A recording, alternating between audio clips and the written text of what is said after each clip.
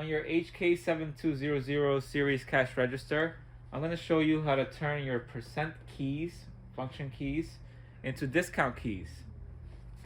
So I'll begin with %1 key, which is located on the left side of the keyboard.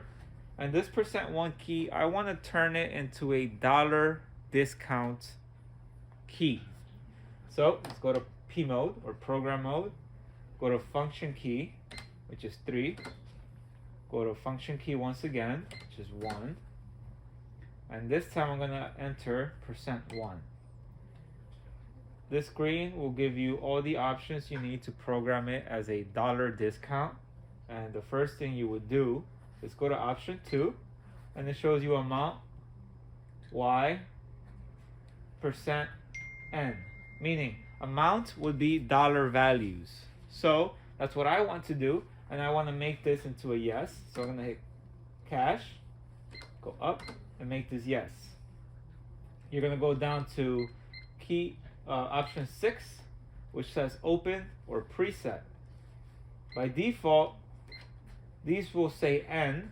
I've already set them up with a Y, but it will say N by default. So you're going to go ahead and need to change that to open, meaning you can input any price or dollar amount, and that'll be your discount. Whereas if you hit preset, it's going to ask you to go up to option 3, where it says amount or rate, and you're going to have to type in a preset amount discount on there. I'm not going to worry about that one for now, so we're going to go back to 6 and 7, make sure they're on yes, which they are, and I'm all set. The last thing I can do on this is the description. It says %1, but you can turn that into anything you want and rename that function as you see fit. I'm going to leave it like this for now. So let's go back to our register mode and test out that dollar discount.